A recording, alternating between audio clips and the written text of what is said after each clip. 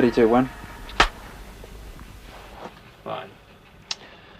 Well, he was a difficult man to find in Australia when they were out there recording, and he was pretty difficult to find here. But welcome to the program, Bon Scott, AC/DC. Oh, thank you, Ian.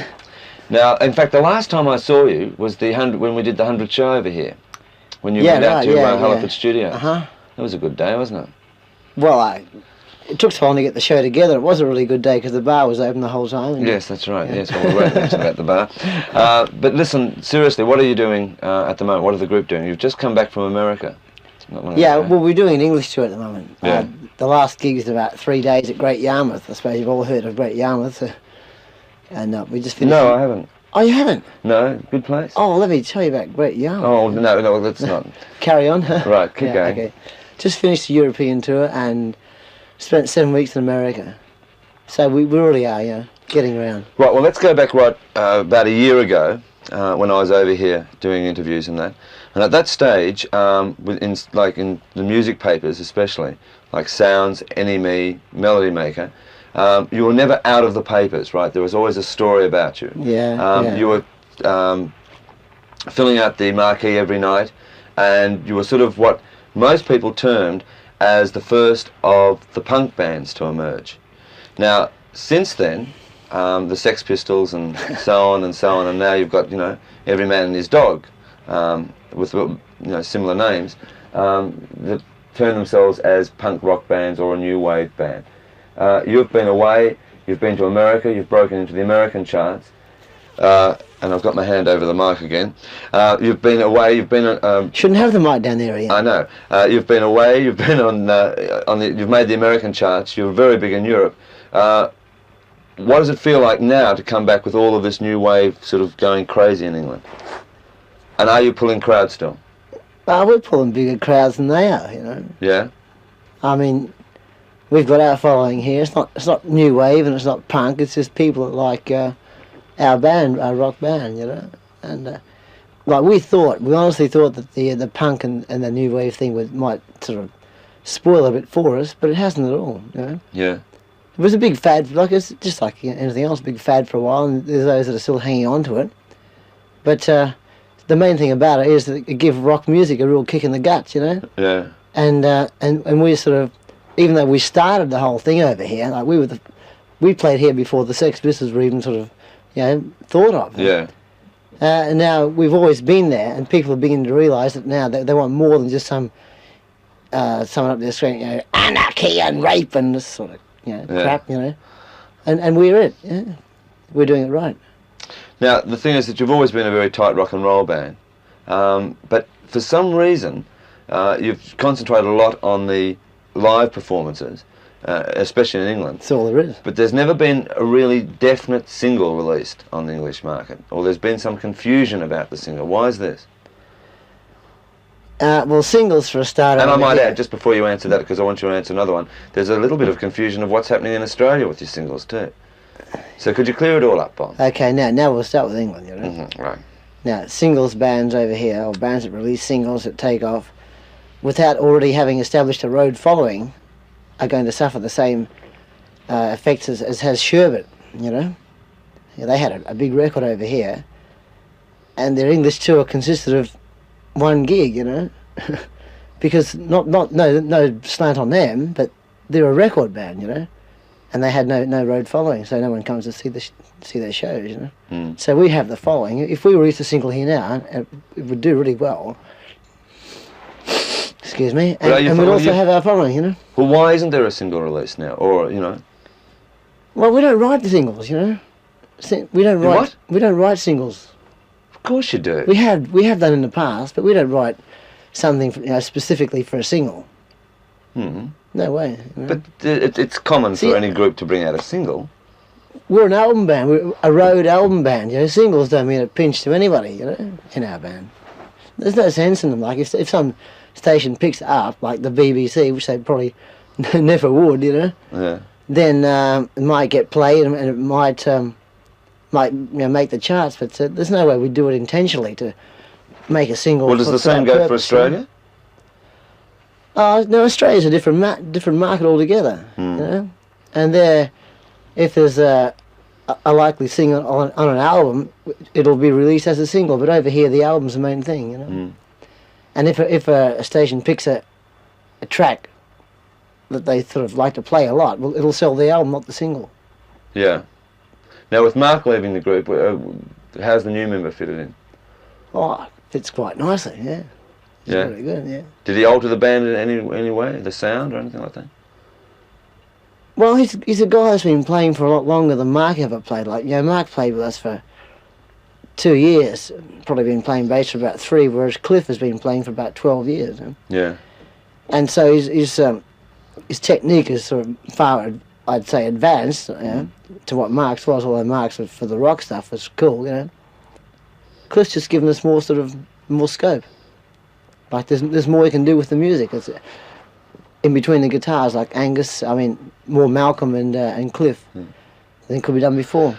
Now, you've always, since you've been away, you've always gone back to Australia to record. Why is that? And I believe you're going back again to record. Well, you know, it sort of coincides with a few things, like holidays. You see your mum and dad, you know, and all your mates, and George and Harry are there, and the studios are there, and they know the studios like the back of their hand, you know.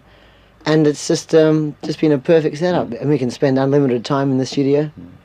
It's all there. There's no need to go anywhere else, because, like, if we went to say Miami, for instance, you know, we'd have to hotel it, and we have to buy a studio time. Like, you might get 8 or 10 or 12 hours a day or whatever, you know, which is quite expensive, you know.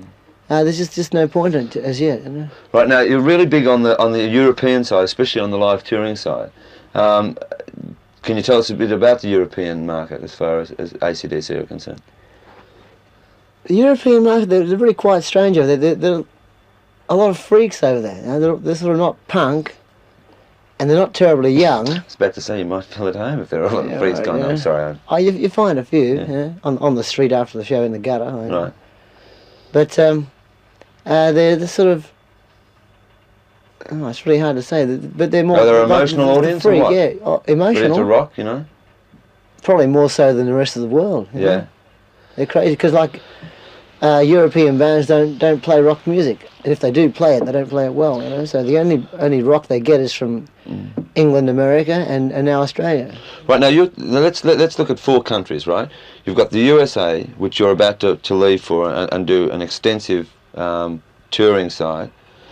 You've got the European market, you've got the British market, and you've got the Australian market. Does the band change at all, or you just play the same thing for every market and use the same approach? Exactly the same, yeah. There's no need to change. I mean, we're what we are, and we ain't going to change for nobody, you know. Yeah. So it's just... But it doesn't, like, you could put them all in one room and you couldn't tell one from the next. Like, they're just the same the world over, you know. Well, what do you think will be the next single in Australia? Let There Be Rock? Isn't it there yet?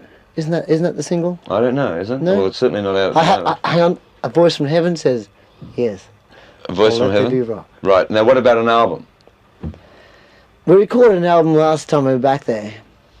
As yet, it's not finished. We've got a few things, we've thought about it and changed a few things. There's a live album probably coming out soon. It's taken from concerts in Glasgow, My Music Bowl.